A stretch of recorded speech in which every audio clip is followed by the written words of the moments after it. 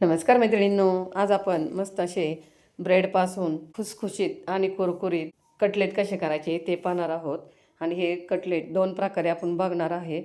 तर हे दोन्ही कटलेट खायला खूपच छान लागतात आणि करायलाही एकदम सोपे आहेत. चला तर मग रेसिपीला सुरुवात करूयात. तर त्यासाठी ते मी 4 मध्यम आकाराचे बटाटे उकडून घेतलेत आणि ते स्मॅश करून घ्यायचेत.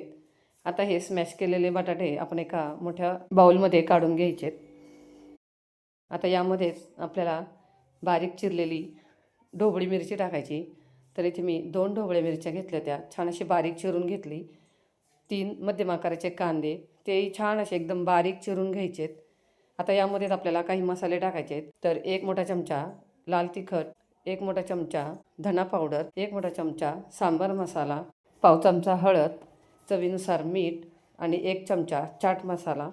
आणि आता हे सर्व मसाले व्यवस्थित आपल्याला मिक्स करून घ्यायचे आहेत. आणि आता याचे आपल्याला छोटे छोटे कटलेट करून घ्यायचे आहेत. तर इथे मी लंबगोल असा आकार ह्याला दिलेला आहे. तर अशा पद्धतीचे लंबगोल आपल्याला गोळे करून घ्यायचे आहेत. तर इथे मी 4 लंबगोल आकाराचे गोळे करून घेतलेत.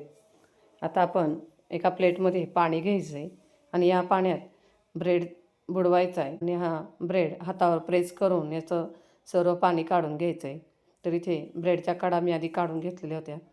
आणि आता हा तयार केलेला गोळा यामध्ये ठेवायचा आणि सर्व बाजूने हलक्या हाताने दाबून हे सर्व बाजूने याला कवर करून घ्यायचं आहे. नंतर ब्रेड क्रम्समध्ये आपल्याला हे घोळवून घ्यायचं आहे. तर ज्या आपण ब्रेडच्या कडा काढून घेतलेल्या होत्या त्याच या कढईमध्ये गरम करून छान कुरकुरीत झाल्यावर मिक्सरला बारीक करून घेतलेलं आहे. त्यातच आपल्याला हे तयार केलेले गोल ब्रेड क्रम्समध्ये छान असे घोळवून घ्यायचे. तर अशाच पद्धतीने हे सर्व गोळे मी इथे ब्रेड क्रम्समध्ये व्यवस्थित असे घोळवून घेतलेत. आणि आता आपण हे तळून घेऊयात. तर तेल मध्यम आचेवर गरम करून घ्यायचं आहे आणि गॅसची फ्लेम मध्यम ठेवून छान असे खरपूस तळून घ्यायचे.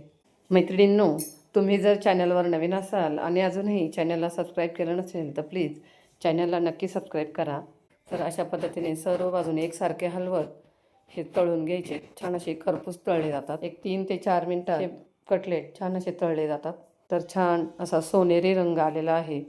आता आपण हे काढून घेऊयात. तर एखाद्या जाळीवर आपल्याला हे कटलेट काढून घ्यायचे आणि ते सर्व कटलेट मी हे तळून घेतलेत.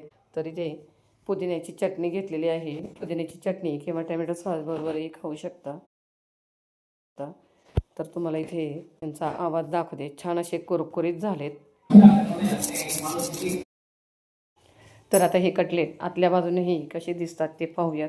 तर इथे तुम्ही पाहू शकता मस्त असे आपले हे ब्रेडचे कटलेट झाले आहेत. ते जेवढे दिसायलाही सुंदर आहेत तितकेच खायलाही खूप छान लागतात.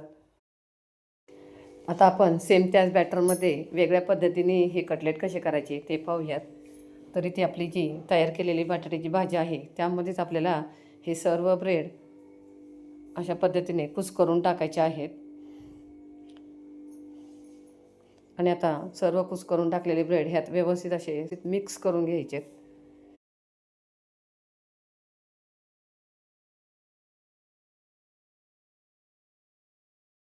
तर या भाजीत बसेल एवढे आपल्याला ब्रेड यामध्ये टाकायचे आणि व्यवस्थित मिक्स करून घ्यायचे. त्याचा घट्ट गोळा करून घ्यायचा आहे.